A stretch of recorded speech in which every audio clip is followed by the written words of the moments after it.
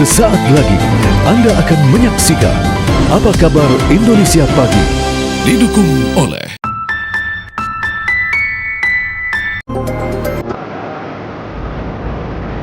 Sidang pra-peradilan yang diajukan T. Fauzia Tiasuma atau Dr. Tifa akan memasuki babak akhir.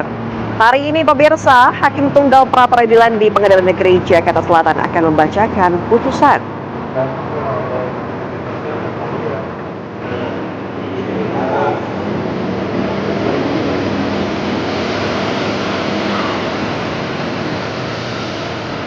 Seorang pria tewas dibacok tetangganya dengan sebilah golok usai terjadi cekcok terkait dengan sengketa batas tanah di Tasikmalaya, Jawa Barat.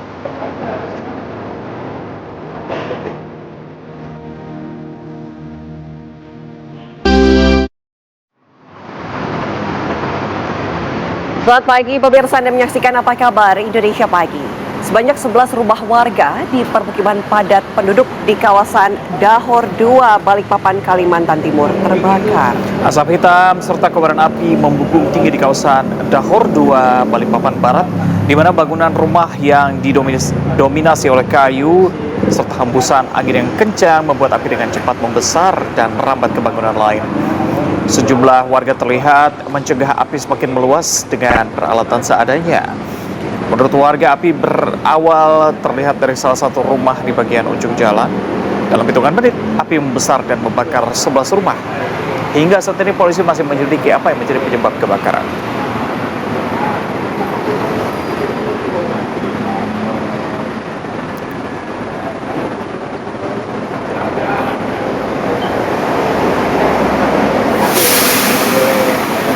Ya, sementara itu pemirsa, 9 hari berlalu, namun kebakaran tempat pembuangan sampah akhir di Desa Ciniru, Kabupaten Kuningan, Jawa Barat masih belum padam. Petugas gabungan terus berjibaku memadamkan api yang kembali muncul di sejumlah titik dengan luas sedikitnya 5 hektar. Tiupan angin kencang serta suplai air yang cukup jauh membuat petugas kesulitan memadamkan api. Untuk memudahkan proses penanganan, BPBD Kuningan menerjunkan drone thermal. Bupati Kuningan juga meminta bantuan dari provinsi dengan mendatangkan water supply agar kebakaran tidak terus meluas.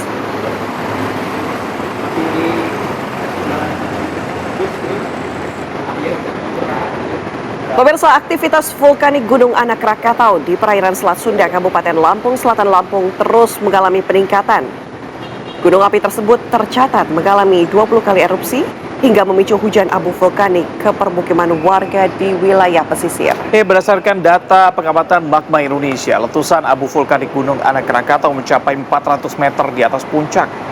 Dampak letusan ini terasa oleh warga di Kecamatan Bakauheni, Kecamatan Penengahan, Kecamatan Kalianda, dan Kecamatan Raja Basa. Ada juga Pulau Sebesi, di mana abu vulkanik bahkan masuk ke dalam rumah warga dan menempel pada perabotan rumah mereka yang memaksa warga lebih sering untuk membersihkan rumah. Mengantisipasi dampak kesehatan, pemerintah Kabupaten Lampung Selatan menyiagakan tenaga kesehatan terutama di wilayah terdampak. Warga diminta untuk mengurangi aktivitas di luar rumah dan menggunakan masker serta kacamata pelindung apabila harus beraktivitas di luar rumah.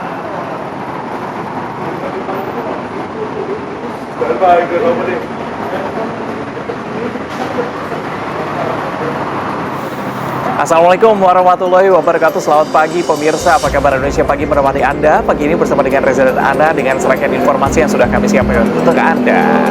Ya, tentunya juga kita akan hadirkan informasi yang mungkin penting untuk disimak oleh ibu-ibu ya. Apa tuh? Karena kenaikan harga daging yang berdampak pada penjualan dan pembelian. Betul, ini bikin pusing banget per kilogramnya. Ibu-ibu nih sudah naik sampai dengan Rp20.000. Naik Rp20.000 per kilogram. Tapi nanti ya informasi pastinya kami akan hadirkan langsung dari lokasi di sejumlah pasar. Tapi sebelum itu pemirsa, kami hadirkan informasi untuk Anda. Ini ada 6.000 lebih lahan di wilayah Kalimantan Selatan yang terdampak kebakaran hutan dan juga lahan atau karhutla. Minimnya akses menuju titik hotspot menjadi kendala tim gabungan untuk melakukan penanggulangan. Dari 8.000 lebih titik hotspot, pemirsa, ada 6.000 hektar lahan di Kalimantan Selatan yang sudah terdampak. Sulitnya menuju lokasi karena tidak adanya akses masuk menjadi kendala bagi BPBD Kalimantan Selatan untuk melakukan proses pemadaman. Saat ini BPBD Kalimantan Selatan mengerahkan 3 unit helikopter waterbombing untuk melakukan pemadaman di wilayah yang memang sulit diakses melalui jalur darat.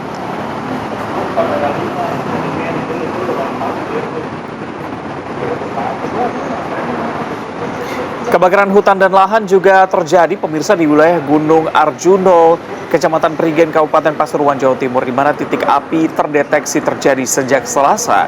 Hingga kini petugas gabungan masih berusaha untuk memadamkan api. Pemadaman dilakukan secara manual karena medan yang terjal dan sulit dijangkau kendaraan roda 4. Apalagi titik api berada di lokasi ketinggian ribuan meter di atas permukaan laut. Tim gabungan serta masyarakat peduli api diterjunkan untuk menyisir titik-titik api. Saat ini BPBD Kabupaten Pasuruan juga mendirikan posko pemadaman di Kaliandra di kabupaten setempat.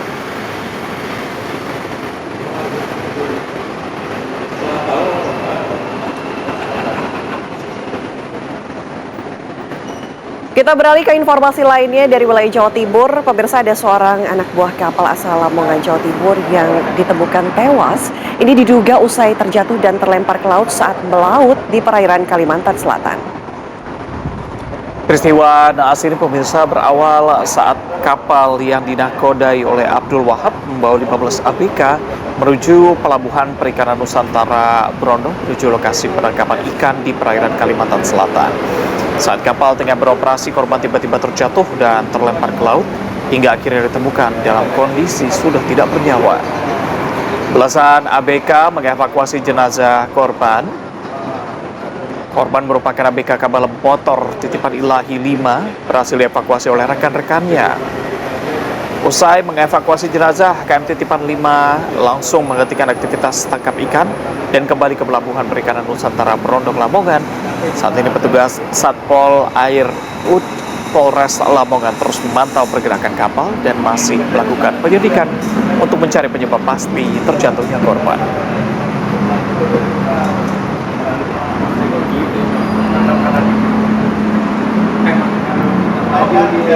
Ya, kita beralih ke informasi lainnya. Ya Reza, ya ada informasi apa ini? Ini terkait dengan bagian tubuh yang diduga milik korban mutilasi Kunaifi kembali ditemukan pemirsa di aliran Kalimas Grogol. Ya, 2 bagian tubuh tersebut ditemukan pemirsa tersangkut di tumpukan sampah. Petugas kepolisian dan petugas sumber daya air langsung mengevakuasi bagian tubuh tersebut dan dibawa ke Rumah Sakit Polri Kramat Jati untuk pemeriksaan forensik. Sebelumnya diketahui, tersangka Saifullah melakukan pembunuhan keji dengan mutilasi terhadap korban Kunaifi. Kini, petugas masih mencari satu bagian tubuh lain yang belum ditemukan.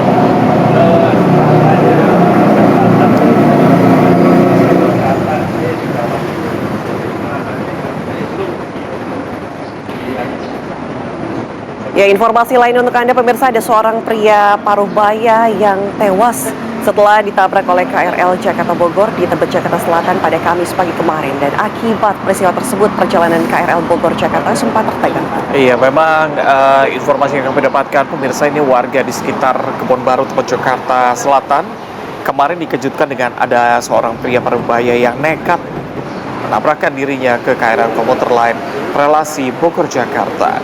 Pria tersebut memiliki riwayat demensia atau pikun. Akibat peristiwa ini memang perjalanan KRL komuter lain Jakarta Bogor dan sebaliknya sempat mengalami gangguan. Dan jenazah korban juga sudah dibawa ataupun dievakuasi ke kamar jenazah Rumah Sakit Cipto Mangunkusumo, Jakarta.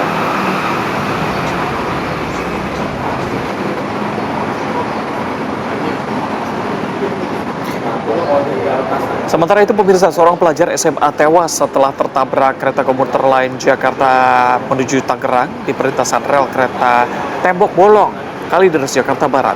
Korban yang sempat terpental sejauh 10 meter tewas dengan luka parah di bagian kepala.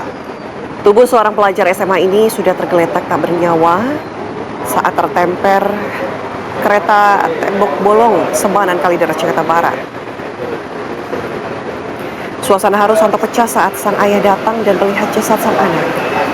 Insiden kecelakaan tersebut bermula saat korban yang berboncengan sepeda motor dengan seorang rekannya nekat menerobos palang pintu perlintasan yang telah tertutup. Meski sempat diteriaki warga sekitar dan pengendara lainnya, naas, sepeda motor korban tetap melaju ketika tertabrak kereta komuter lain yang melintas. Atas insiden kecelakaan di perlintasan kereta tersebut, perjalanan kereta komuter lain sempat terganggu saat proses evakuasi jenazah korban.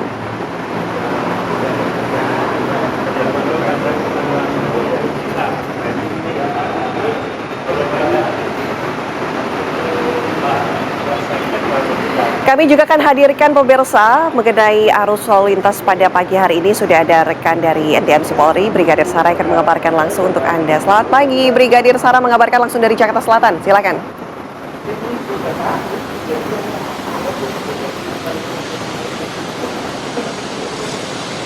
Baik, terima kasih Ana dan juga Reza, serta selamat pagi pemirsa. Dari kawasan Santai saya melaporkan situasi arus lalu lintas pada pagi hari ini di mana peningkatan volume kendaraan sudah terlihat, baik itu kendaraan dari arah Kapten Tendean yang akan mengarah ke Blok M ataupun dari arah Kapten Tendean ini akan mengarah ke Walter Mongin Sidi. Sudah terlihat adanya kenaikan volume kendaraan dan kami menghimbau bagi Anda yang akan melintasi kawasan ini agar tetap selalu berhenti di belakang garis stop saat Anda berada pada traffic light. Patuhi marka jalan dan juga rambu lalu lintas yang berlaku. Salah satunya terdapat rambu larangan putar balik pada kawasan ini. Harap pengendara untuk tetap mematuhi guna mengurangi terjadinya potensi kemacetan yang panjang pada area ini. Selanjutnya untuk kendaraan dari arah Kapten Tendean akan mengarah ke arah Wijaya ataupun juga Kemang, untuk situasi arus lalu lintasnya juga sudah terlihat adanya peningkatan volume kendaraan pada pagi hari ini. Tertib dalam berlalu lintas, salah satunya dengan selalu berhenti di belakang garis stop saat Anda berada pada traffic light dan tidak menerobos traffic light untuk keamanan dan keselamatan diri Anda. Selanjutnya untuk kendaraan dari arah Wijaya akan berbelok mengarah ke arah Blok M juga dalam keadaan ramai lancar, ataupun yang akan mengarah ke Kapten Tendian ataupun Mampang juga sudah dalam keadaan ramai. Kami menghimbau bagi Anda untuk melakukan pengecekan berkala pada kendaraan Anda seperti pengecekan rem dan juga ban untuk keamanan keselamatan selama perjalanan Anda. Dan dapat kami informasikan berdasarkan data SMS Korlantas Polri, angka kecelakaan lalu lintas di seluruh Indonesia 1 kali 24 jam terjadi sebanyak 202 kasus laka lantas dengan rincian 11 meninggal dunia, 25 luka berat dan 130 luka ringan. Faktor penyebab kecelakaan ini 53% terjadi dikarenakan para pengendara tidak menjaga jarak aman kendaraannya atau terjadi dikarenakan kecerobohan pengemudi. Untuk itu kami menghimbau bagi Anda yang akan berkendara untuk tetap waspada dengan tetap menaati rambu lalu lintas yang berlaku, ikuti arahan dari petugas kami yang berada di lapangan untuk keamanan keselamatan selama perjalanan Anda. Dan untuk informasi tentang kondisi arus lalu lintas, Anda dapat menghubungi call center kami di 1500669. Demikian informasi arus lalu lintas yang dapat kami sampaikan pada pagi hari ini. Stop pelanggaran, stop kecelakaan, keselamatan untuk kemanusiaan, salam presisi. Kembali ke Reza dan juga Ana di studio. Baik, terima kasih Brigadir Sara melaporkan langsung dari kawasan Pasar Santa, Jakarta Selatan. Selamat kembali bertugas. Anda kembali menyaksikan Apa Kabar Indonesia Pagi. Pemirsa, Wakil Presiden Gibran Raka Buming Raka mengunjungi SD Impres 76 Wayer Klau di Kabupaten Sika, NTT. Sekolah ini menjadi lokasi pertama peninjauan dari Wapres Gibran terkait dengan penanganan bencana di Provinsi Nusa Tenggara Timur. Wapres memastikan kebutuhan pendidikan anak-anak tetap menjadi perhatian pemerintah di tengah proses penanganan pasca bencana.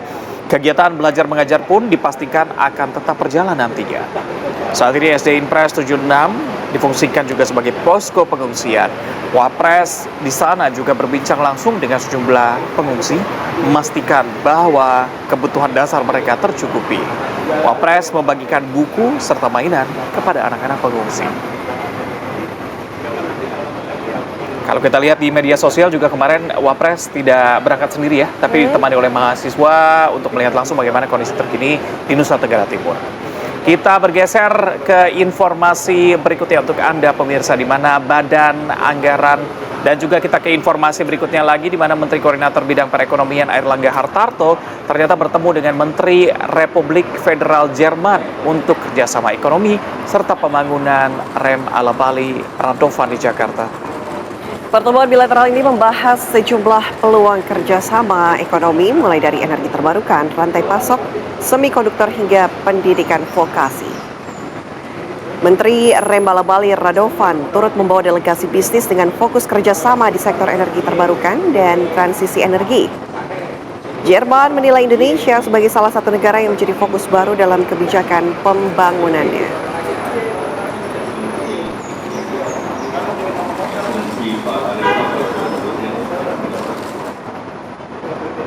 Pemirsa, Badan Anggaran DPR RI menggelar rapat dengan Menteri Keuangan Purbaya Yudisadewa di Kompleks Parlemen Senayan, Jakarta. Rapat Banggar DPR bersama dengan Menteri Keuangan Purbaya membahas sejumlah hal, termasuk anggaran program pemerintah dan perkembangan APBN. Dalam rapat ini pemerintah membahas upaya menjaga kesehatan APBN, termasuk memastikan berbagai program prioritas tetap berjalan tanpa mengganggu target defisit anggaran. Menteri Keuangan menegaskan bahwa pemerintah telah menyiapkan pagu anggaran program MBG tahun depan dipastikan senilai 240 triliun rupiah. Terkait dengan BBM, pemerintah menyebut tidak ada pengetatan kuota, melainkan penyaluran yang akan diarahkan lebih tepat sasaran. Anggaran defisitnya nggak berubah, jadi masih 2,4%. Uangnya jumlahnya masih manageable, jadi tidak mengancam anggaran kami. Pak, soal pagu anggaran MBG sebenarnya itu 240 T atau 400 T lebih sih Pak? 240 T. Yang benar 240 T yang betul. Saya nggak tahu, mungkin ada salah ketik di mana, nanti saya cek. Tapi angkanya yang betul 240 T.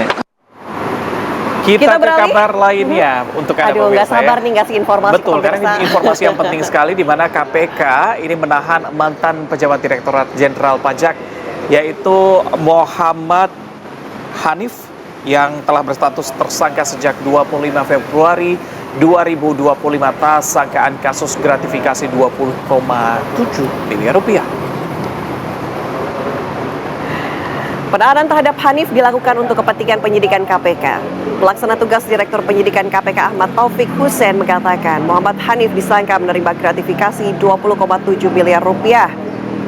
Dalam konstruksi perkara, KPK juga menduga Hanif menggunakan jabatan, pengaruh, dan koneksinya untuk kepentingan pribadi serta usaha anaknya.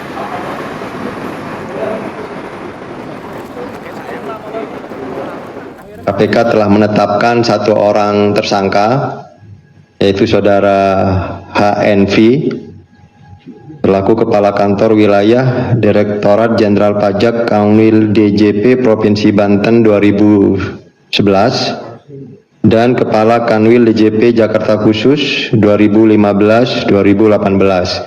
Jadi masa periode jabatan tersangka ini kita sisir dari 2011.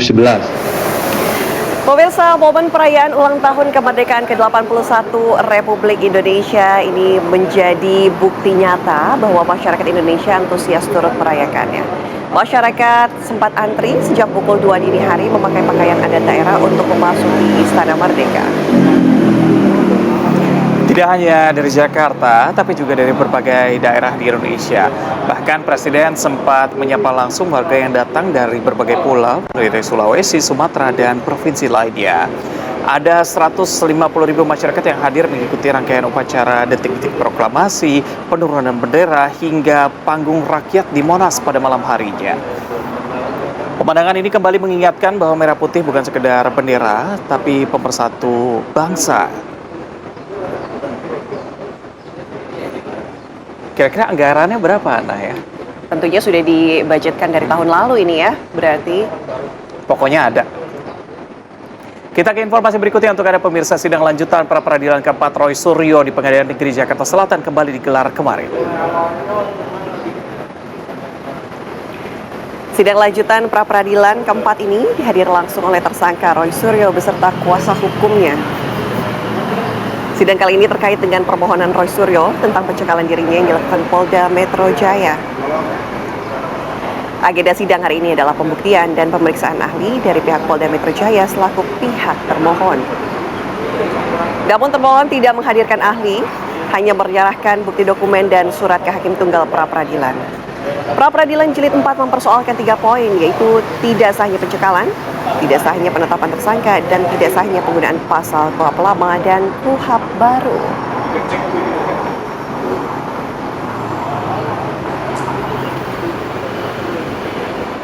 Ini kita tandaskan sekali lagi bahwa saya tadi memang begitu pasti tidak ada ahli, ya udah saya hadir karena untuk memastikan sekali lagi bahwa yang untuk membuktikan tuh harus ada 2 alat buktinya, 1 surat dan 2 keterangan saksi atau ahli. Jadi kalau nggak ada sebenarnya mereka nggak membuktikan apa-apa, itu cacat sudah tidak bisa membuktikan apa-apa. Nah jadi sekali lagi kita memang hanya bisa berharap ya gitu, dan juga memohon kepada Tuhan Yang Maha Kuasa Allah Subhanahu Wa Taala, berikanlah hidayah kepada Hakim Tunggal Pra-Peradilan ini, yaitu Pak Iketut Darpawan, agar berani memutuskan seperti sebagaimana putusan pra-peradilan yang pertama. Itu beliau berani dan kita salut. Ya, pemirsa, sidang pra-peradilan FA menghadirkan 4 ahli untuk membuktikan permohonannya di Pengadilan Negeri Jakarta Selatan pada Kamis siang kemarin. Keempat ahli ini dihadirkan untuk memperkuat permohonan dari tim kuasa hukum FA dalam kasus pra-peradilan yang diajukan. 4 ahli memberikan keterangan dalam 3 klaster keahlian, mulai dari ahli hukum tata negara dan administrasi, ahli tindak pidana korupsi, dan ahli tindak pidana pencucian uang. FA meminta hakim pra-peradilan agar membatalkan surat penetapan tersangka terhadap dirinya. Hari ini Eva juga menjalani sidang pra-peradilan kedua terkait dengan keabsahan penyitaan dan penggeledahan yang telah dilakukan oleh Polri.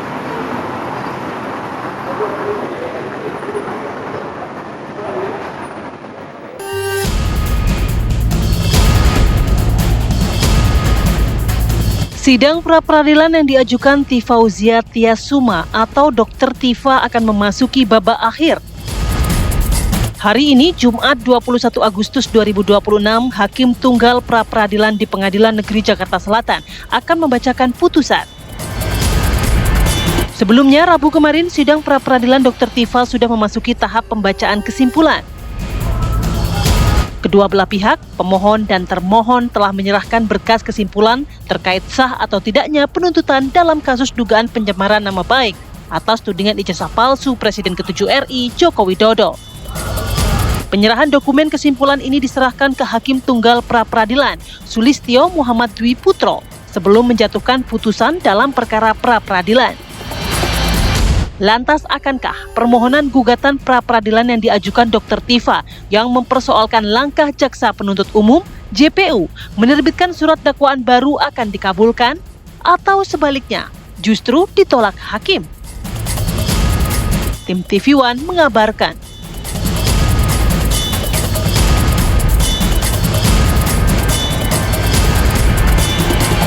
Ya, nah kalau kita mundur beberapa hari lalu di hari Rabu sebenarnya kesimpulan sudah dibacakan. Tapi hari ini Jumat jam 9 nanti putusan yang akan dibacakan di Pengadilan Negeri Jakarta Selatan. Kira-kira 2 jam lagi putusan akan dibacakan, tapi kita akan hadirkan ada 2 narasumber yang sudah berada di studio.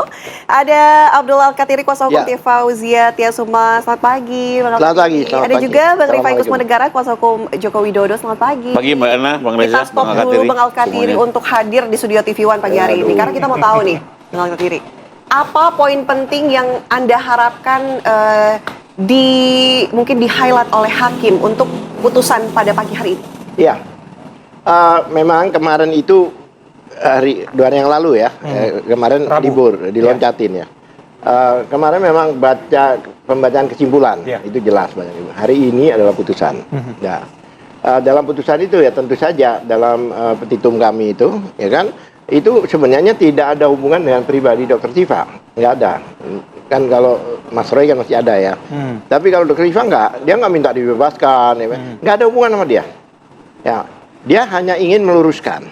Ya, menurut kita, menurut kami itu ada satu kekeliruan yang dilakukan oleh JPU dengan mengajukan dakwaan ulang itu, yaitu perbaikan. Yang mana kan satu putusannya batal demi hukum. Banyak ahli katakan dakwaan itu udah nggak ada lagi. Memang pemahaman batal demi hukum dia itu sudah dianggap tidak ada, ya kan, tidak pernah ada. Nah, oleh sebab itu apa yang diperbaikin? Kalau rumah itu udah jadi tanah gitu, Apa yang diperbaiki? Nah, ini perbaikan yang dilakukan. Nah, itu merujuk ke pasal 75 ayat 4. Itu ada di situ yang menyatakan bahwa hakim memberikan kesempatan. Jadi ada given, ada diberikan, bukan tiba-tiba, bukan demi hukum. Dengan memberikan kesempatan untuk diulang, yaitu memperbaikkan. Tapi hakim tidak menggunakan kewenangan itu. Dan itu tertulis jelas di dalam putusan. Nah, hakim merujuk ya sebagai konsideran itu ke pasal 75, itu tidak ke ayat 4-nya. Nah, itu ke 2B, 3, 4 diloncatin langsung ke 206. 206 ini banding. Kalau mau ngelawan silahkan, banding. Tapi pakai jalur banding. Bukan kita tuh menghindar, tidak. Mari kita fight di banding gitu. Karena di sini itu di dalam waktu itu bikin satu jawaban ke kami dikatakan itu otonomi jaksa, hak jauh tidak. Nah, ayat 4 itu jelas subjektivitas hakim. Saya memberikan uang pada Anda, tapi saya nggak memberikan. Bagaimana Anda bisa terima? Ya, itu tidak dituliskan. Artinya hakim sudah menekankan tidak menggunakan kewenangannya yang diamanatkan di ayat 4 itu.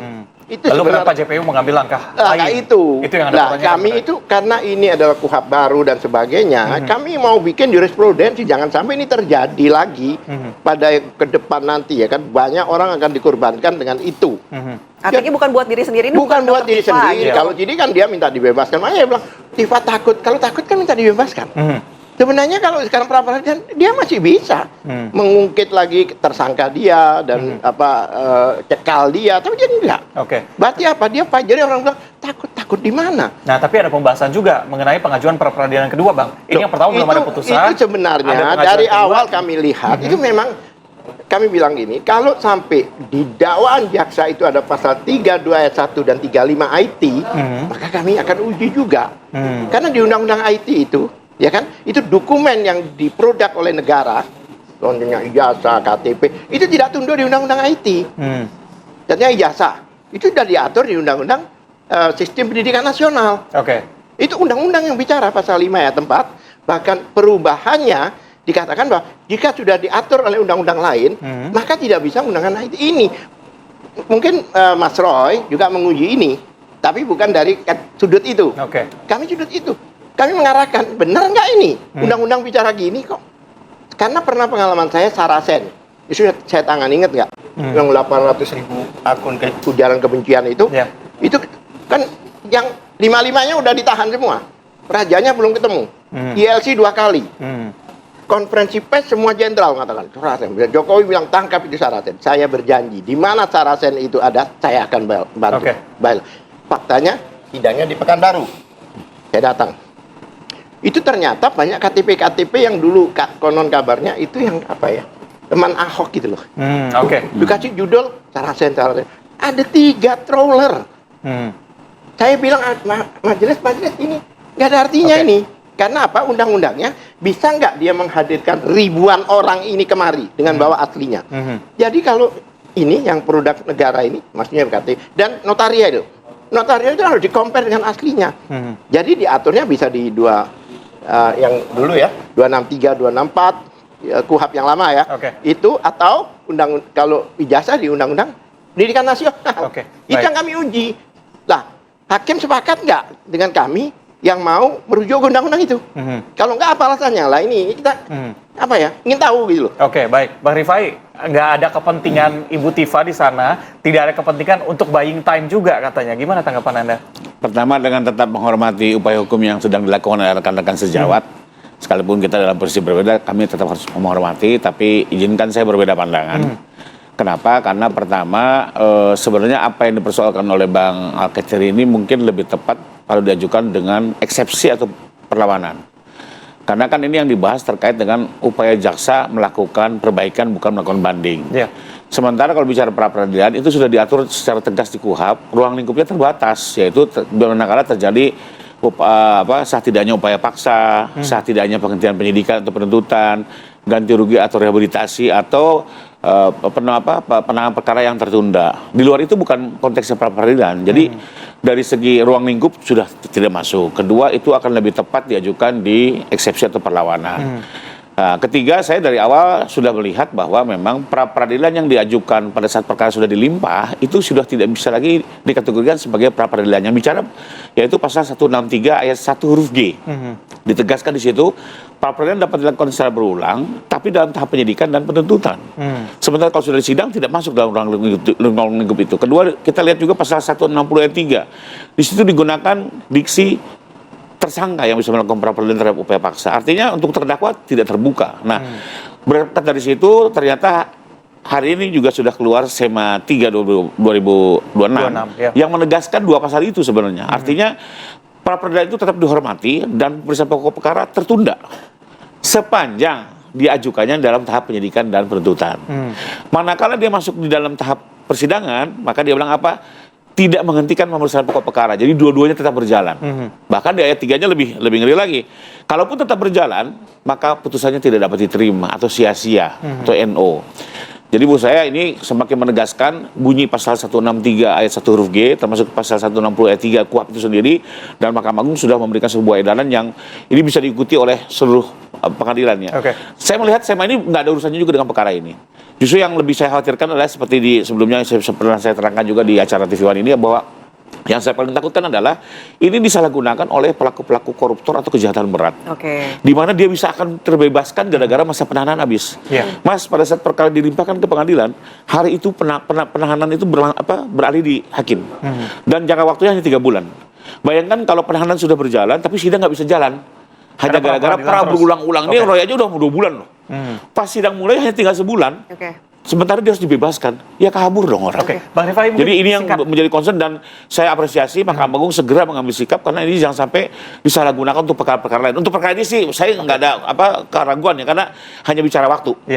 Pasti juga kena pokok perkara apapun itu ya. Tapi ternyata dengan adanya SEMA ini, menurut saya semua kegundahan termasuk juga komplain masyarakat ya atau kegundahan masyarakat terjawab. Kalau menurut Anda bisa disebutkan atau diartikan salah alamat begitu ya? Berarti putusan hari ini akan membahas apa menurut Anda? Dengan tetap menghormati keputusan hakim, itu independensi hakim, tapi saya berpandangan sepertinya permohonan pra ini akan dinyatakan tidak dapat diterima atau di NO. Oke, boleh ditanggapi.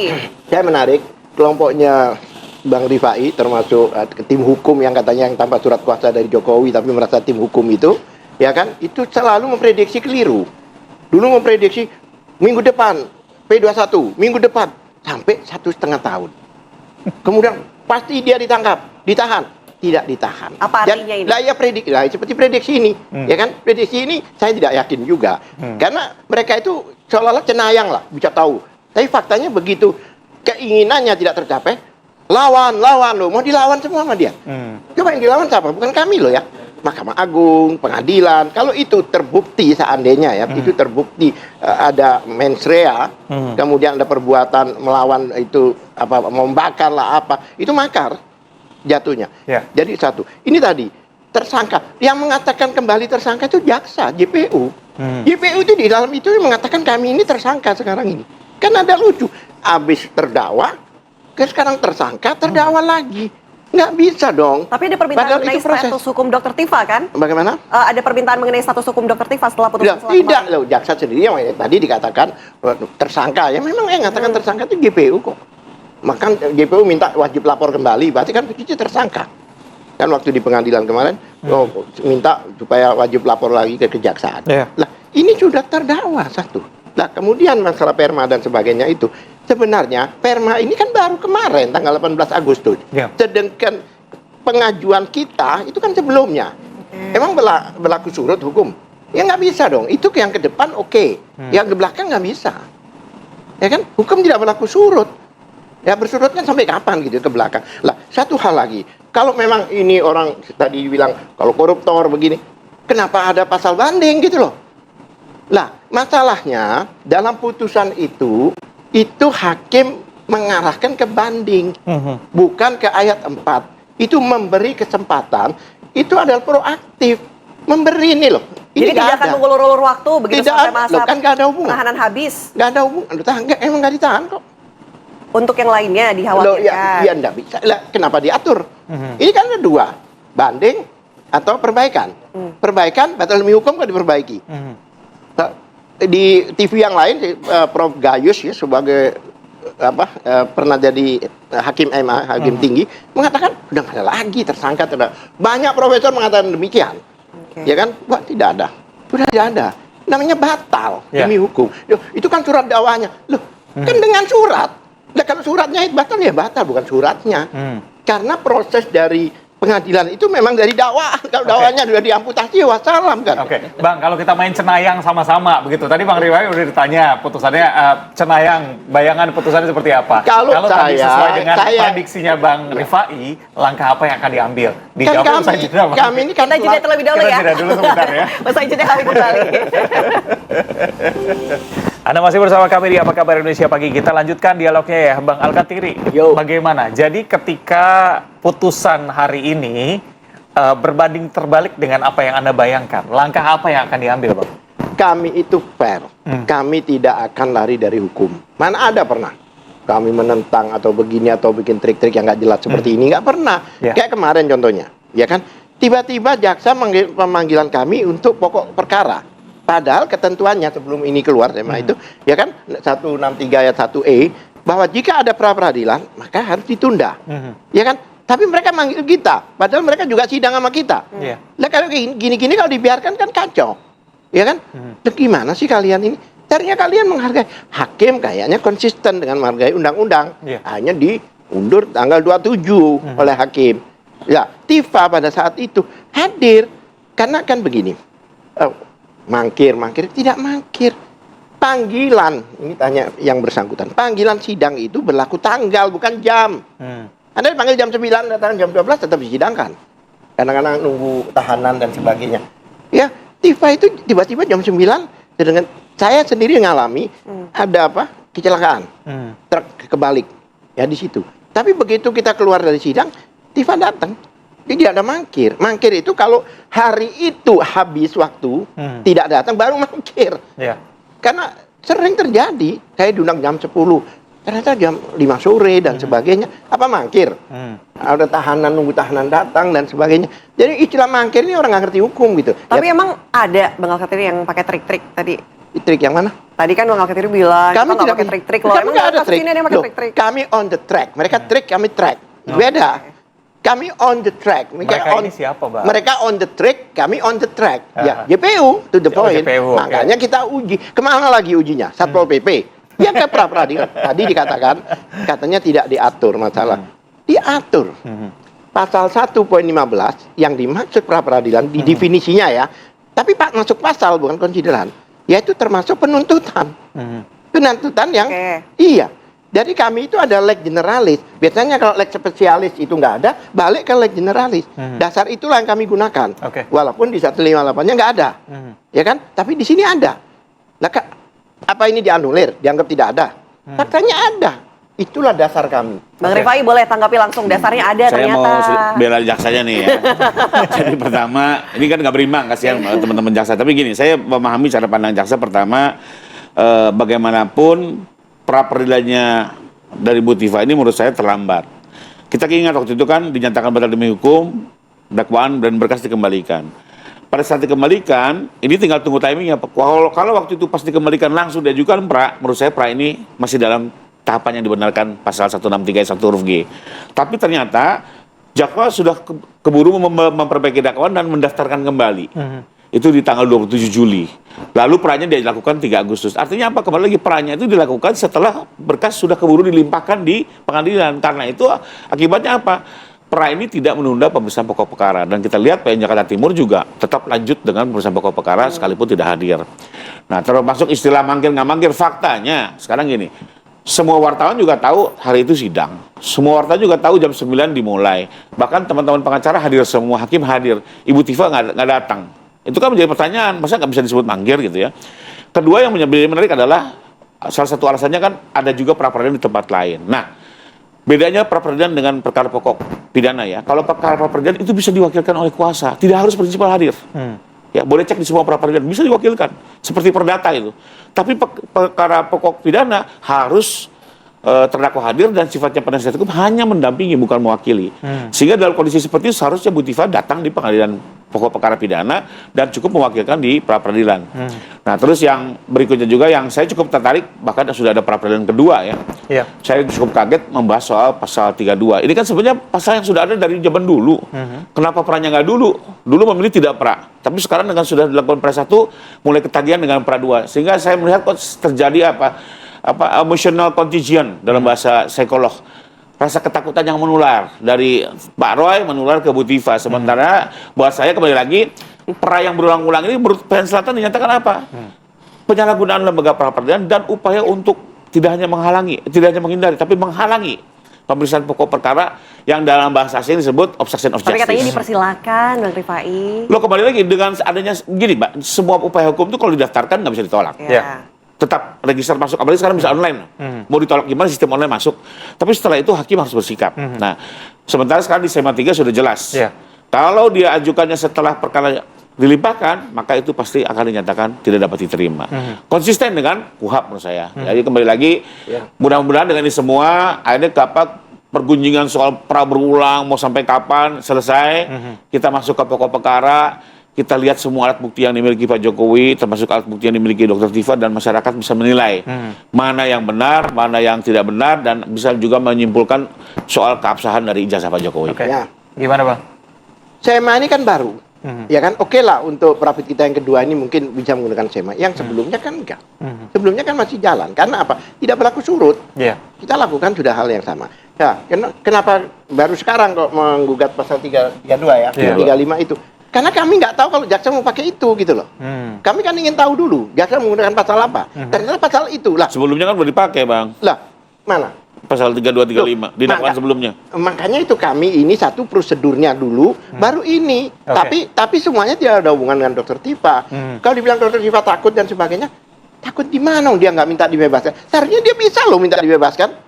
Dia pengadilan pra peradilan, dia enggak.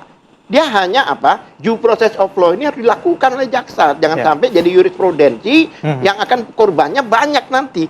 Jadi kita harus mengoreksi dari itu, pasal itu. Jadi seperti kan terlambat dan sebagainya, sebenarnya tidak ada terlambat terus berarti nggak bisa. Seandainya dianggap terlambat. Ya kan? Ya itu. Jadi intinya, Dr. Tifa itu kan dibilang takut, saya bingung juga. Mulai di penyidikan, sebelum penyidikan, di lobby-lobby untuk restoratif justice, nggak mau dia. Ya barangkali kalau memang harus takut atau mau merapat, ambil aja itu, barangkali ada bonusnya, ya enggak? Atau jangan-jangan sebentar, polisi juga tanya, apakah Anda? Tidak. Jaksa juga tanya, apakah Anda? Bahkan di pengadilan, di depan umum, yang ada TV One juga dikatakan apa? Saya tidak mau restoratif justice, dan saya tidak mau minta maaf, saya mau melawan. Apakah orang seperti itu takut? Itu pertanyaan saya. Kalau tim kuasa hukum Dr. Tifa ini melihat upaya yang dilakukan oleh tim kuasa hukum Roy Suryo, apakah berarti berdampak? Makanya kami akhirnya tidak tahu apa yang dimasalahkan mereka. Nggak ada hubungan. Kami itu tim hukumnya sudah terpisah karena nomor perkaranya terpisah. Walaupun kami tetap koordinasi. Jangankan dengan dia aja saya komunikasi. Ya kan yang berseberangan, apalagi sama yang jalan bareng kan. Kami bukan berarti terpisah. Supaya fokus karena nomor perkaranya beda dan sebagainya. Maka begitu.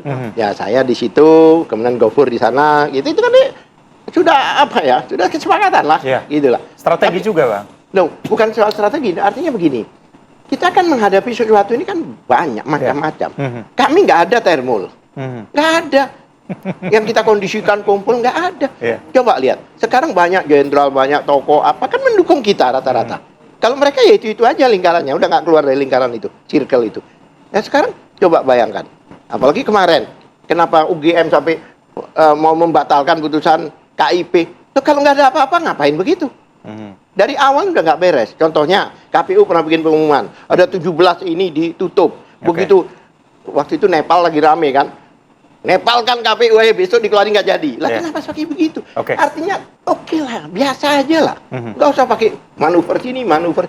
Gitu loh. Kami ikuti manuvernya. Singkat, ketika memang SEMA nomor 3 2026 ini sudah keluar, perubahan strategi apa yang dilakukan? Tidak ada strategi. Kami tunggu putusan. Ya kan? Itu berlaku untuk yang baru.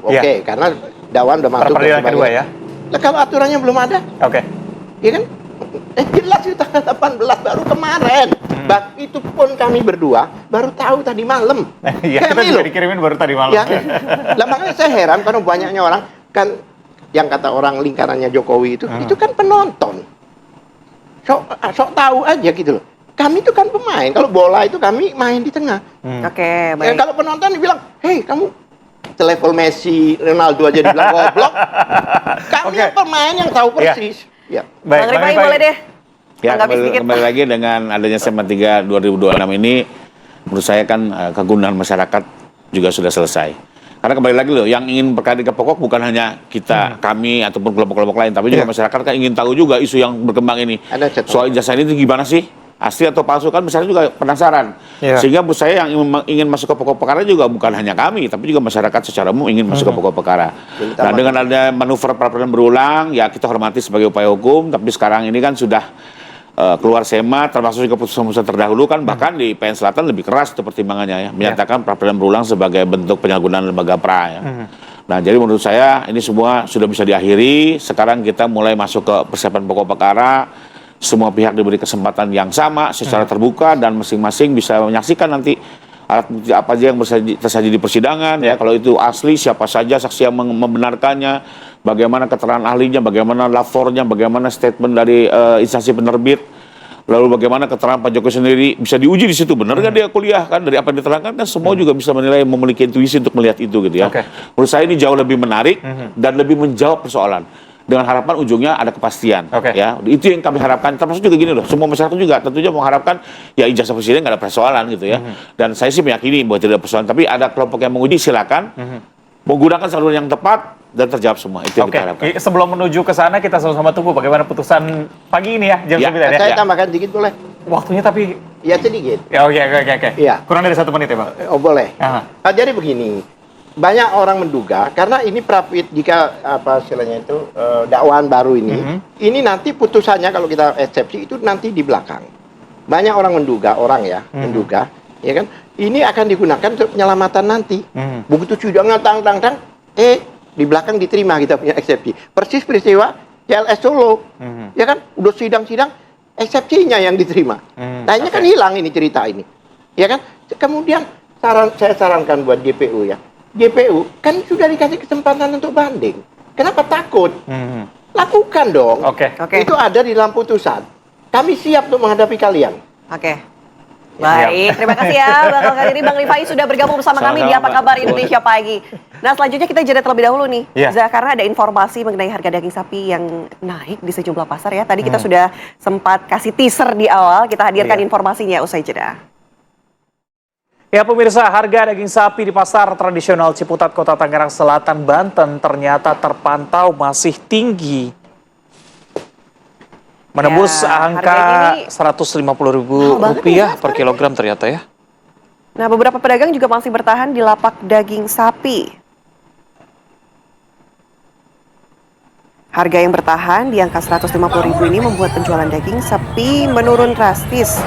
Dalam sehari, pedagang biasa menjual 25 kilo, saat ini di bawah 10 kilo saja.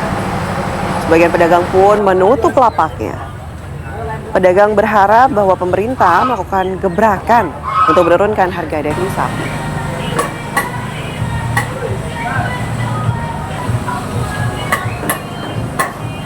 Sementara itu pemirsa, harga daging sapi di sejumlah pasar tradisional kembali meningkat, diantaranya terpantau di Pasar Klender, Jakarta Timur. Iya, jadi pedagang menyebut nih kenaikan harga dari pemasok membuat mereka juga harus menyesuaikan harga, di mana berdampak pada daya beli masyarakat. Kenaikan ini juga turut dirasakan konsumen yang harus menyiapkan uang lebih banyak untuk mendapatkan jumlah daging yang sama. Meski demikian, aktivitas jual beli daging di Pasar Klender tetap berjalan seperti biasa, di mana pedagang juga berharap nih pemerintah dapat memastikan ketersediaan pasokan dan menjaga harga daging agar tetap terjangkau bagi masyarakat. Jadi informasinya, nah kenapa bisa naik harga daging sapi? Karena jumlah sapi hidup yang siap potong itu berkurang. Permintaan masyarakat masih tinggi, itu yang menyebabkan kenaikan harga tersebut. Apa Kenapa bisa terjadi seperti itu ya? Nah, itu mungkin di peternakan bisa ditanyain, tapi kalau sekarang kita memantau dulu di pasar ya. Baik. Seperti apa kondisi di Pasar Klender, Jakarta Timur? Apakah memang kenaikan harganya kalau tadi di Tangerang mencapai Rp150.000 per kilogram daging sapi, di sana seperti apa Iman harganya? Oke, selamat pagi Reza, Ana dan juga pemirsa. Dengar-dengar harga daging sapi ini lagi cukup tinggi ya, di angka sekitar 150.000 per kilogramnya di beberapa wilayah. Dan saat ini kami melaporkan langsung dari Pasar Klender. Ini merupakan salah satu tempat langganan saya nih. Dan saat ini saya juga ditugaskan oleh istri saya untuk beli daging sapi. Dan saya punya uang 50.000. Kira-kira 50.000 ini dapat berapa? Kita tanya-tanya dulu dengan pedagang di sini. Di sini adalah salah satu pasar langganan saya. Ada Pak Yanto di sini. Selamat pagi Pak Yanto. Selamat pagi. Pak Yanto, sekarang harga daging sapi berapa nih Pak per kilonya? Per kilonya 150. 150. Ini kalau dilihat-lihat nggak berubah ya Pak ya, dari lebaran? Dari dulu kayaknya 150 ya Pak ya? Dari lebaran Idul Fitri sampai sekarang nggak turun-turun. Sampai sekarang. Makanya kita berkeluh kesah gimana ya, daya beli masyarakat udah jauh banget, udah nggak ada orang istilahnya orang beli daging mau kemari harga 150 udah susah banget gitu. Dengar-dengar juga ini kan warung-warung Padang Jakarta Timur kan suka beli dagingnya di sini ya buat rendang segala macam itu. Nah kalau dari mereka sendiri belinya menurun juga atau gimana nih Pak? Menurun. Yang biasa 2 kilo, sekilo. Kadang-kadang yang sekilo bisa nyampe 2 hari, 3 hari. Yang 3 kilo paling sekilo setengah. Itu daya beli sama juga. Dia ngomong sendiri, warung Padang ngomong sendiri nih ya, langganan saya. Ditaikin. Berkabur langganannya. Meskipun beda 2.000 dah. Misalkan 18, ditaikin 2.000. Kabur langganan dia, ngomong begitu dia. Tuh, kendalanya begitu. Dari gitu makanya dia minta daging, tolong dong jangan ditaikin kata dia. Sedangkan kita dari distributor itu habis lebaran tuh berjenjang naik, nggak turun. Biasanya tuh habis lebaran turun. Ini sampai sekarang udah berapa bulan nggak turun harganya. Tambah malah naik gitu. Oh makanya saya juga di beberapa warung Padang biasa ada paket hemat 13.000, sekarang jadi 15.000 tuh Pak ya. 15.000. Oh iya Pak, ini kalau boleh tahu kan biasanya dulu ada banyak di sini. Ini pada tutupnya sejak kapan? Kayak biasa dulu daging semua di belakang nih Pak. Udah pada kagak buka, udah pada nyerah. Pertama harga daging dari ambulan naik. Kedua, dia udah nggak punya langganan juga. Kalau tukang daging nggak punya langganan, istilahnya kayak warung Padang, tukang bakso dah, terus gitu. Kalau warteg kan jarang pakai daging. Udah nggak jalan dagangannya, nggak jalan. Sekarang ini aja nih bang, dagang daging lapak ini 1 ekor dibagi berapa emang? Paling 20-25 kilo satu lapak meja itu. Pak, ini terakhir nih saya mau beli daging 50.000. Kira-kira berapa nih Pak? 3 on. 300 gram lah Pak ya. Oke Pak, ini saya mau 50.000. Ntar saya balik lagi ke sini Pak ya. Oke, makasih Pak. Sama-sama. Oke, pemirsa, kita tadi udah beli daging 50.000 sama Pak Yanto. Nanti kita balik lagi. Kita mau coba cari pembeli yang ada di Pasar Klender yang sama-sama beli daging juga di sini. Ibu, permisi, boleh ngobrol-ngobrol sebentar Bu? Boleh Bu? Dengan Ibu siapa Bu? Kenapa, Bang? Mau tanya-tanya soal Ibu beli daging nih Bu ya? Hah? Beli daging ya? Iya. Oke. Nama siapa Bu? Izin. Ya, ditinggal sama ibu saya. Ya, Usna. Bu saya boleh lihat sini Bu bentar ya? Oke, Ibu udah biasa beli daging di sini apa gimana Bu? Gimana tuh beli daging? Atau ibunya boleh Bu siapa Bu? Apa? Murah apa? Oke. Biasanya beli di sini untuk pribadi atau buat dagang lagi Bu? Buat maulid. Maulid. Buat maulid. Mau Iya. bikin apa Bu rencananya? Mau bikin semur. Daging segala macam. Menurut Ibu harga daging di sini kira-kira udah cukup terjangkau atau gimana sih Bu? Harga nggak tahu dah tuh. Tanya-tanya 50. 150 ya? 150 sekilo. Biasanya Ibu beli berapa harganya? Ya, iya, Segitu juga. 130. 130. Berarti ini biasa 130, sekarang harga 150. Ibu ngurangin belinya nggak Bu? Enggak, emang belinya 2 kilo, 4 kilo. Itu berarti lebih butuh lebih lagi dong buat beli ya, Bu. Ya udah. Oke, Bu, terima kasih banyak ya, Bu.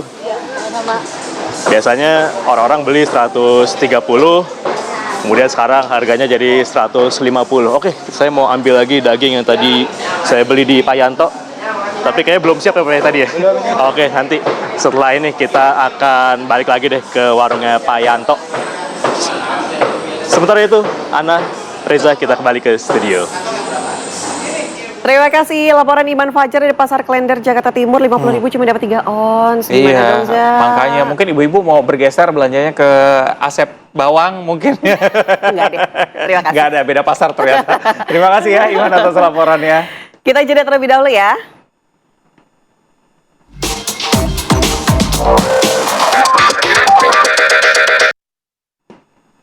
Anda masih bersama kami di Apa Kabar Indonesia Pagi pemirsa. Akibat terus meluasnya kebakaran hutan dan lahan yang terjadi di Kabupaten Kota Waringin Timur, Kalimantan Tengah, seluruh organisasi perangkat daerah atau OPD turun langsung untuk membantu Satgas Karhutla.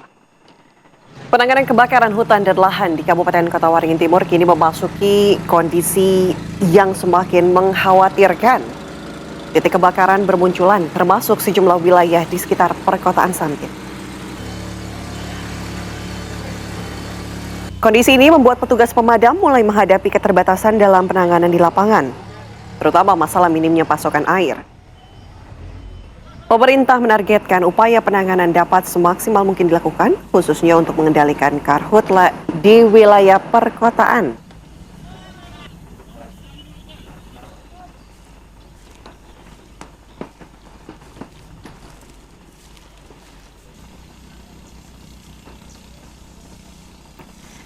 Kami ajak Anda perbarui informasi terkini bersama rekan kami Didi Syahwani yang berada di wilayah Sampit, Kalimantan Tengah. Selamat pagi Didi, informasi terkini dari sana, apakah karhutla memang masih belum dapat dikendalikan? Baik, Reza dan Ana dan juga pemirsa, untuk saat ini memang kebakaran hutan dan lahan di Kabupaten Kota Waringin Timur, khususnya di Kota Sampit, memang kondisinya mulai mengkhawatirkan sekali karena lahan-lahan yang terbakar itu kebanyakan saat ini berada di sekitar pemukiman warga atau di perumahan-perumahan yang baru dibuka, yang mana akhirnya kondisi ini sempat tentu saja membuat warga sekitar panik. Dan saya di tempat saya melaporkan ini adalah di perumahan Metro Residen, yang mana di sini dari tadi pagi saya di sini perumahan ini sudah tertutup oleh kabut. Dan tidak seberapa jauh dari ujung perumahan tersebut, sekitar 30-an meter, itu adalah pusat kebakaran lahannya yang terjadi. Mungkin saya bisa tunjukkan, sebentar lagi saya mencoba untuk ke lokasi sana, memang tidak seberapa jauh.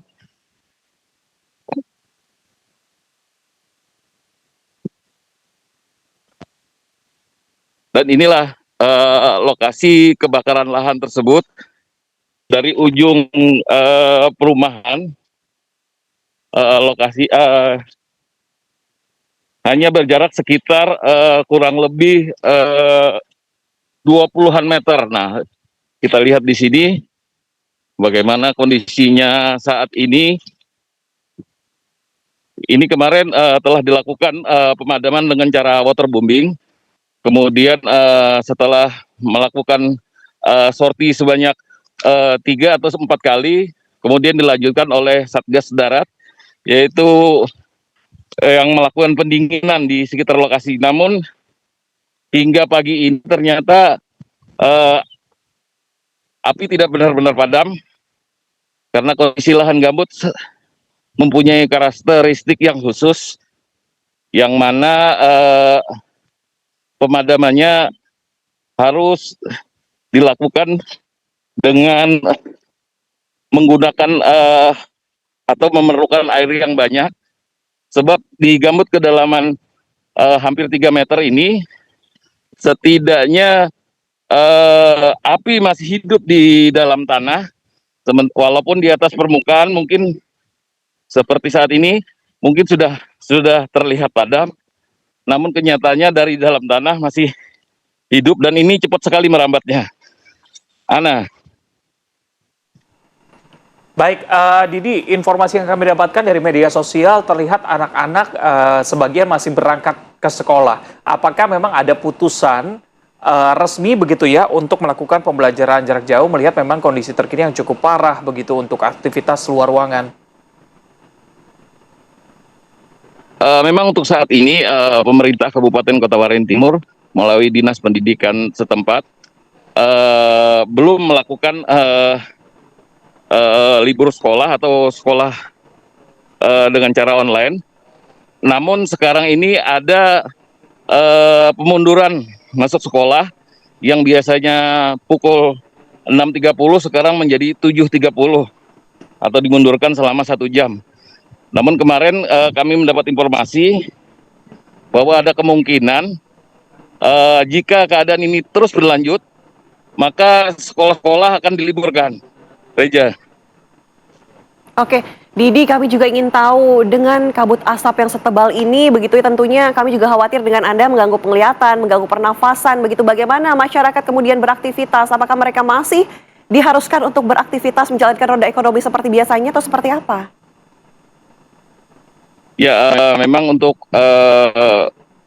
saat ini pemerintah daerah melalui Dinas Kesehatan beberapa kali terus melakukan himbauan kepada masyarakat untuk mengurangi aktivitas di luar rumah, dan jika pun terpaksa mereka diwajibkan untuk menggunakan masker untuk menghindari terjadinya penyakit ISPA yang akhir-akhir ini memang terlihat ada peningkatan yang cukup signifikan. Ana. Baik. Ya baik, terima kasih Didi atas laporannya. Terus jaga kesehatan Anda dan keluarga dan kami harapkan memang kebakaran hutan ini bisa segera tertangani. Terima kasih Didi atas laporannya. Masih di Apa Kabar Indonesia Pagi, pemirsa, ada seorang pelajar SMA di Kabupaten Lampung Utara yang ditembak oleh kawanan begal saat hendak berangkat ke sekolah. Dan akibat tembakan tersebut, korban harus menjalani operasi dan perawatan intensif di rumah sakit. Korban ditemukan dalam kondisi tidak sadarkan diri di sebuah jalan di Lampung Utara. Korban mengalami luka tembak bagian perut sebelah kiri dan langsung dilarikan ke rumah sakit. Korban harus menjalani operasi karena mengalami luka yang menyebabkan usus dan ginjalnya mengalami kerusakan. Hingga kini korban masih mendapatkan perawatan di rumah sakit. Peristiwa bermula saat korban mengendarai sepeda motor menuju sekolah melintas Jalan Simpang Limus, Dusun 7. Korban tiba-tiba diadang oleh pelaku hingga membuat korban menghentikan kendaraan. Saat itu pelaku berusaha merampas kunci sepeda motor, namun upaya tersebut mendapatkan perlawanan dari korban. Pelaku kemudian memukul korban menggunakan senjata api sebelum melepaskan tembakan ke arah perut korban. Hingga kini keluarga berharap polisi segera mengungkap dan menangkap pelaku.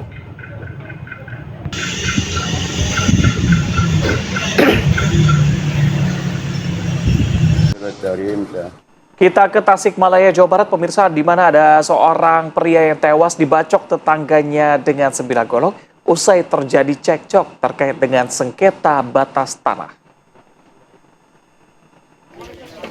Peristiwa tragis ini menimpa Tata Hendro, warga kampung Ciaren. Korban tewas di lokasi dengan luka tebasan golok. Perkelahian bermula saat korban menjual sebidang tanah yang berbatasan langsung dengan lahan milik orang tua pelaku. Korban diduga mempermasalahkan patok batas tanah hingga terjadi cekcok fisik dengan ayah pelaku hingga mengalami luka memar di wajah. Melihat sang ayah terluka, terduga pelaku emosi dan langsung mengejar korban sambil membawa sebilah golok. Pelaku membacok korban hingga tewas di lokasi kejadian. Usai melakukan aksinya, pelaku tidak melarikan diri dan menyerahkan sebilah golok kepada petugas. Kami ajak Anda pemirsa langsung berbincang dengan AKBP Andik Eko Siswanto, Kapolres Tasikmalaya Kota. Selamat pagi, Pak Kapolres. Selamat pagi, Mbak Reza. Salam sejahtera, sehat-sehat selalu. Ya, ada Ana dan Reza di studio ya, Pak. Pak Andik, kami ingin tahu kronologi kejadian sebelum akhirnya terjadi percekcokan ini seperti apa? Sebenarnya nih, Mbak, terkait dengan kasus tindak pidana pembunuhan yang ada di Karangjaya, sebenarnya ini adalah unsur sakit hati karena korban itu pernah memarah-marahin bapak daripada tersangka, seperti itu, Mbak. Untuk latar belakangnya. Siap. Oke, baik. Pak Andik, tapi persengketaan ini apakah memang sudah terjadi lama atau memang baru saat proses penjualan tanah tersebut, Pak Andik? Untuk cerita daripada terjadinya permasalahan ini, mungkin waktunya sudah agak lama, terjadi percecokan sehingga terjadilah peristiwa pada tanggal 19 pada saat itu. Seperti itu. Oke, berarti berdasarkan kronologi yang kami dapatkan, Pak Adi, kami akan kembali konfirmasi kepada Anda. Ini pasca cekcok yang terjadi, lalu terduga pelaku ini langsung mengambil golok dan melakukan aksinya. Setelah itu langsung menyerahkan diri ke pihak kepolisian. Benar seperti itu, Pak Adi? Benar. Jadi setelah melakukan pembacokan, tersangka langsung menyerahkan diri ke Polri, seperti itu, Mas Reza. Oke. Lantas apa yang menjadi alasannya? Apakah memang emosi yang sudah lama dipendam begitu sehingga harus menyalurkannya dengan kekerasan, Pak Andik? Jadi tersangka itu sakit hati karena korban memarahi dan menganiaya ayahnya tersangka, Saudara Cecep, terkait perselisihan batas lahan. Gitu. Berarti sebelumnya sudah ada penganiayaan yang dilakukan oleh korban? Betul. Jadi korban sebelumnya pernah melakukan penganiayaan terhadap ayah daripada tersangka. Oke, Pak, untuk batas lahan sendiri apakah artinya sudah diperiksa begitu sebenarnya batas lahannya memang betulkah ada penyerobotan atau seperti apa, Pak Kapolres? Untuk batas lahan saat ini kita sedang berkoordinasi dengan pihak-pihak terkait apakah hal tersebut itu memang benar terjadi di wilayah Karangjaya sana, Pak. Mohon izin. Oke, lalu kalau kita bicara mengenai hukuman yang akan dikenakan atau pasal-pasal yang akan dikenakan terhadap terduga pelaku ini, apa saja? Jadi persangkaan pasal yang diterapkan dalam hal ini adalah pasal 458 ayat 1, junto pasal 466 ayat 3 Undang-Undang Nomor 1 tahun 2023 tentang KUHP. Seperti itu, Mas. Oke, untuk pemeriksaan bukti serta saksi, sudah adakah penambahan pemeriksaan, Pak? Atau karena pelaku sudah menyerahkan diri, lantas pemeriksaan terhadap saksi saja? Untuk saksi-saksi, Mbak, kita sudah melaksanakan pemeriksaan terhadap 8 orang. Dan untuk alat bukti, kita sudah mengamankan golok dan 1 buah HP yang ada pada tersangka. Seperti itu, Mbak. Oke, baik. Terima kasih Kapolres Tasikmalaya Kota, AKBP Andik Eko Siswanto sudah bergabung bersama kami pagi ini di Apa Kabar Indonesia Pagi. Selamat kembali bertugas, Pak. Siap, terima kasih. Masih di Apa Kabar Indonesia Pagi, pemirsa, TNI Angkatan Darat memberangkatkan kapal logistik serta personil untuk kemudian membantu dari penanganan bencana di wilayah Nusa Tenggara Timur. TNI Angkatan Darat memberikan kapal bantuan logistik atau ADRI 92 diberangkatkan langsung dari Jakarta. Bantuan yang dikirimkan ada banyak, meliputi dari bahan pangan, perlengkapan kebutuhan harian, tangki air, dan 5 unit truk dan 2 unit ambulans. Kendaraan yang dikirimkan digunakan untuk mempermudah mobilitas di daerah bencana. Selain bantuan logistik, kapal ADRI 92 juga dilengkapi dengan fasilitas rumah sakit darurat dengan 2 dokter dan 8 tenaga medis yang dibawa. Ada 2.253 personil TNI Angkatan Darat yang dikerahkan di lapangan untuk membantu proses evakuasi serta distribusi bantuan hingga ke wilayah pelosok.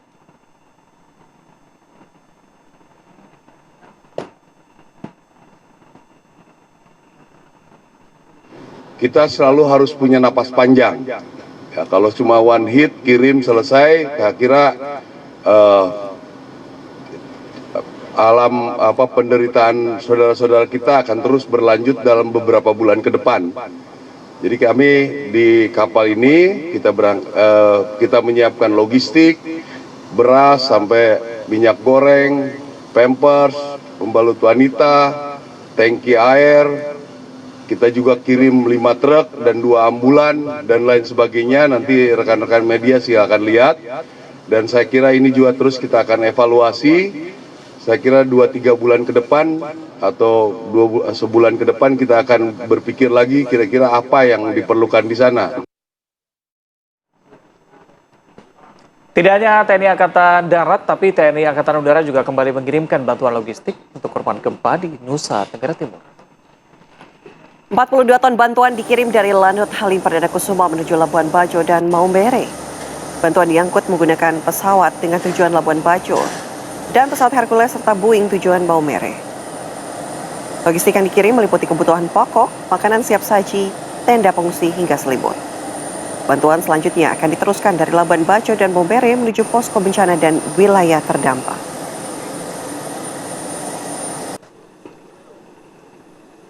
Titik yang kita distribusikan saat ini dari Posko TIS Halim adalah kedua bandara, yaitu Bandara Labuan Bajo, kemudian Bandara Maumere. Kemudian dari kedua bandara tersebut akan didistribusikan melalui darat dan juga melalui helikopter dan pesawat-pesawat kecil dari TNI Angkatan Udara yang sudah di sana.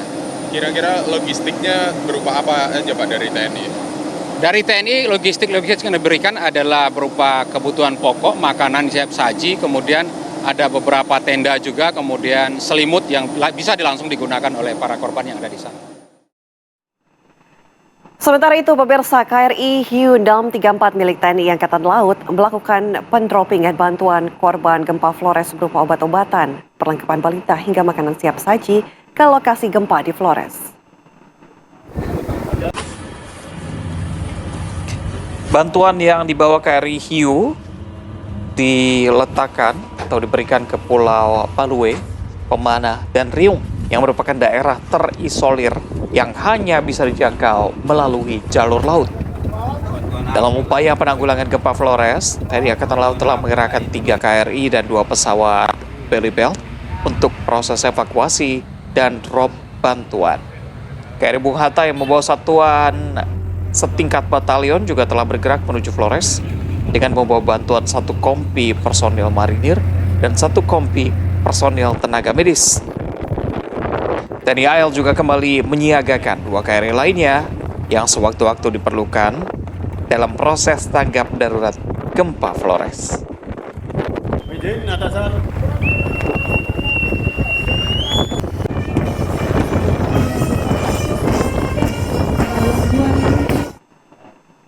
Ya, bantuan dari pemerintah pusat untuk korban gempa bumi Flores telah tiba di Kabupaten Manggarai Timur, NTT. Bantuan dari pemerintah pusat sudah tiba sejak tadi malam dan telah didistribusikan ke 12 kecamatan terdampak.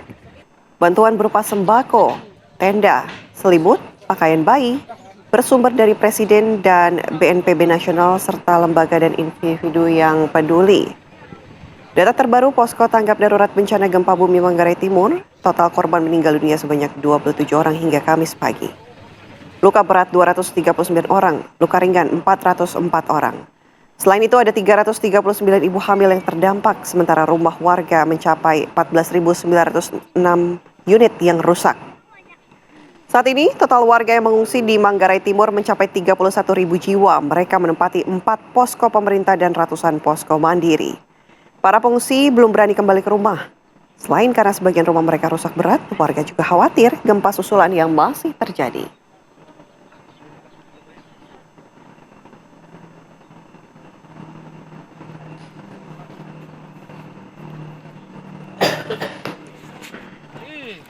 Kami ajak Anda pemirsa langsung menuju ke wilayah Kampung Bala di Manggarai Timur. Sudah ada rekan kami Naufan Zam di sana. Selamat pagi Naufan, apakah bantuan sudah diterima oleh masyarakat yang membutuhkan yang terdampak di wilayah Anda? Naufan, silakan.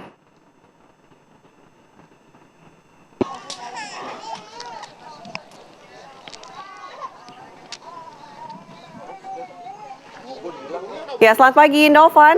Informasi dari Anda?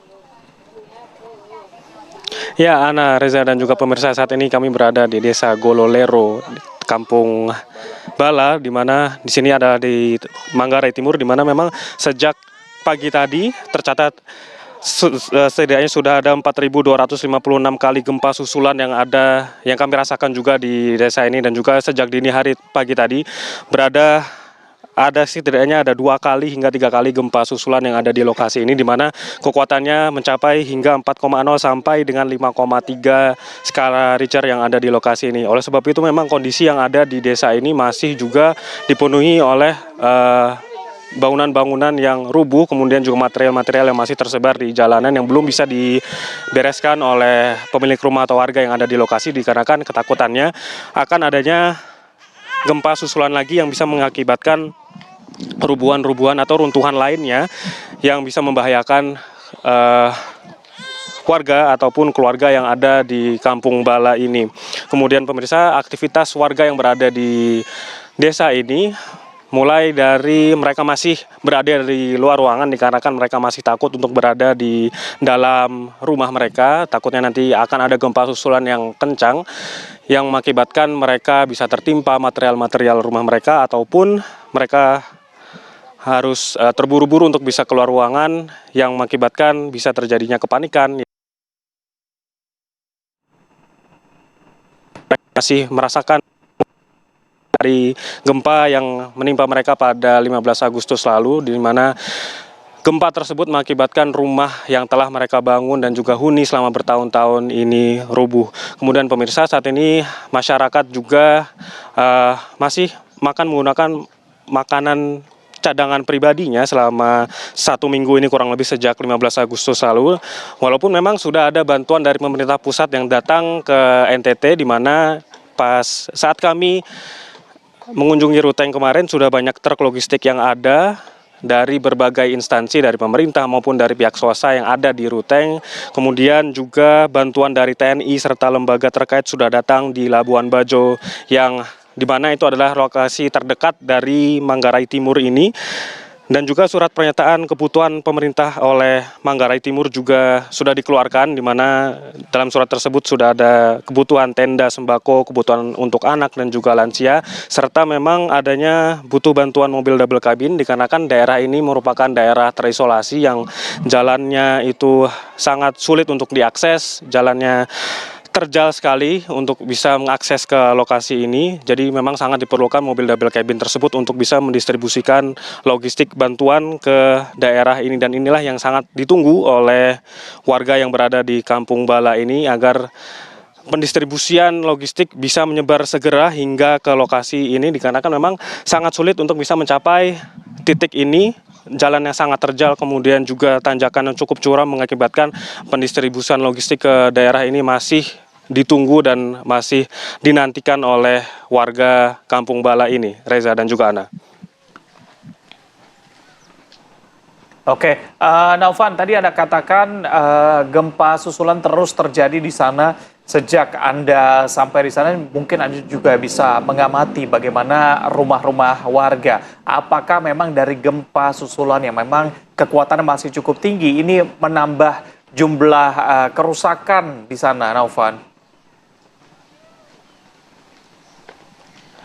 Ya, Reza, memang saat kami merasakan dari kemarin kami berada di daerah Manggarai Tengah dan juga Manggarai Timur saat ini, guncangan yang terjadi memang sangatlah cukup kencang, tidak begitu kencang, tidak seperti pada 15 Agustus lalu, magnitudonya tidak sebesar 7,7 skala Richter, namun kekuatan tersebut cukup untuk bisa membuat masyarakat yang berada di lokasi ini juga cukup panik, dikarenakan longsoran yang ada di tebing-tebing lokasi ini juga mulai berguguran, juga tanah yang retak dikarenakan oleh guncangan tersebut. Kemudian juga material-material rumah yang tadinya tidak sampai hancur, dikarenakan memang adanya gempa-gempa susulan mengakibatkan bata itu jatuh, kemudian juga genting-genting yang ada di rumah-rumah kemudian berjatuhan kembali dikarenakan adanya gempa-gempa susulan tersebut. Dan kami juga merasakan bahwasanya gempa-gempa susulan yang ada di lokasi ini berguncang cukup hebat begitu.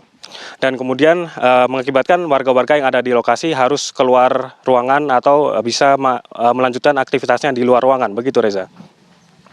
Oke.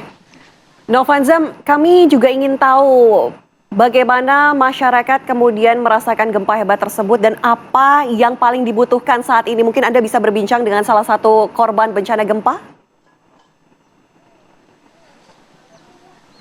Iya, untuk mengetahui itu kami langsung akan bertanya dengan Bapak. Bapak, bisa kami tanya mengenai apa kebutuhan Bapak yang sangat diperlukan di lokasi ini untuk bisa menunjang kehidupan Bapak sehari-hari, Bapak?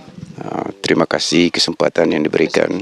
Jadi kami sangat membutuhkan bantuan dari pemerintah, misalnya terpal,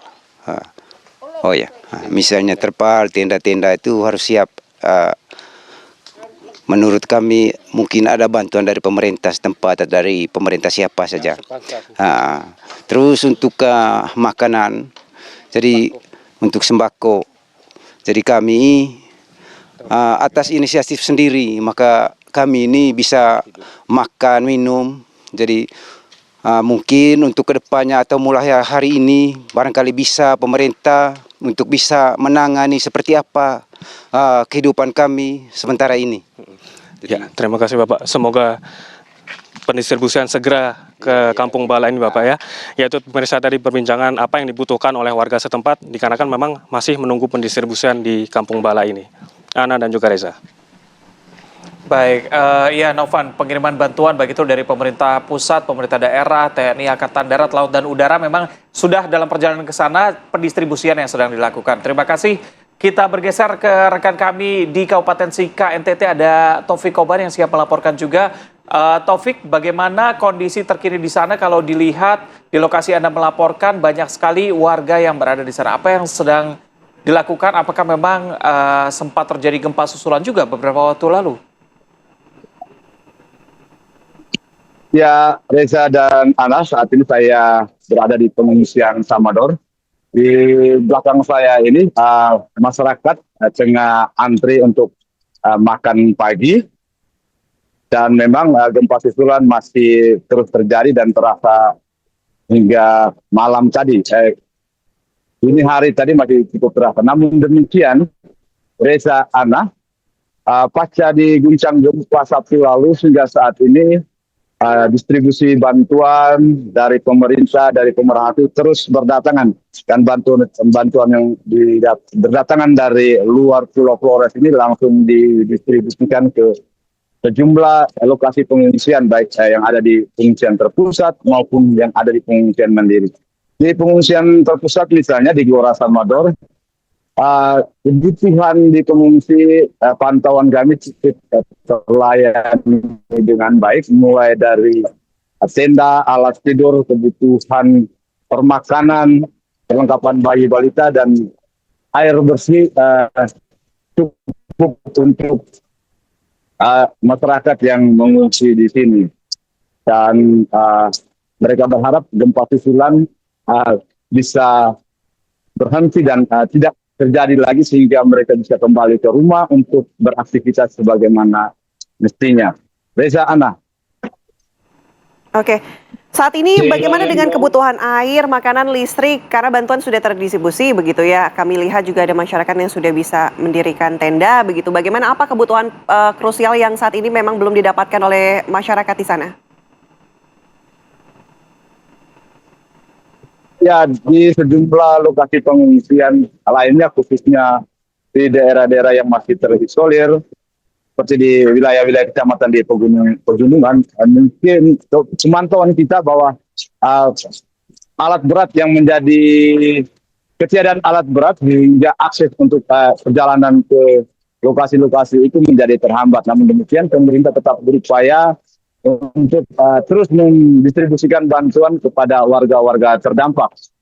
Karena selama 14 hari ke depan pemerintah menetapkan status tanggap darurat untuk menangani para warga yang terdampak pasca diguncang gempa. Ana.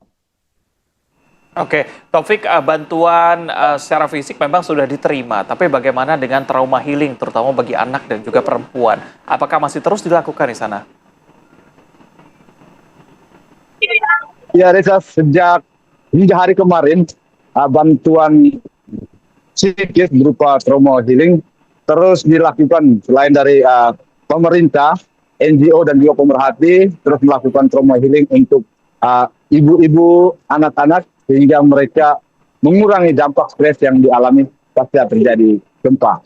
Reza. Oke, Taufik, untuk gempa-gempa apakah Anda masih rasakan? Karena menurut data yang kami dapatkan ada sekitar 4.000 gempa susulan sejak gempa utama yang terjadi pada beberapa hari lalu. Sekali gempa susulan masih terasa. Dini hari tadi saat beristirahat malam itu masih cukup terasa. Sehingga ada sedikit kepanikan kemudian keluar rumah. Namun demikian magnitudonya berskala kecil. Kita berharap bencana ini cepat berlalu sehingga seluruh masyarakat warga di Kabupaten Sika bisa kembali beraktivitas untuk memenuhi kebutuhan hidup mereka sebagaimana biasanya. Oke, Taufik, terakhir mungkin kemarin Wapres Gibran juga mengunjungi Kabupaten Sika. Apa saja curahan dari warga ketika bertemu dengan Wapres kemarin?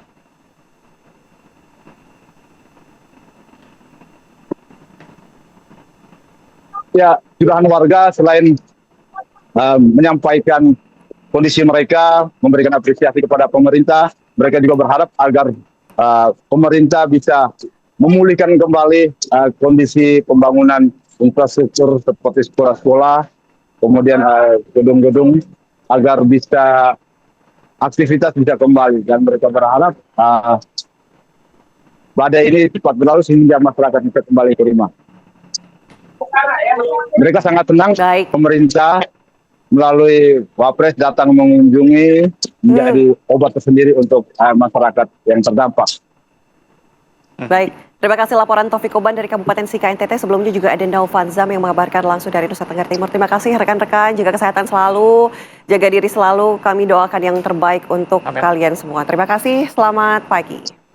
Ya, informasi langsung tadi juga sekaligus menutup jumpa kita di Apa Kabar Indonesia Pagi hari ini. Kami terus menemani Anda setiap hari pukul 6.30. Saya Reza Baruel. Dan saya Anatea Lita, pamit undur diri. Terima kasih, sampai jumpa.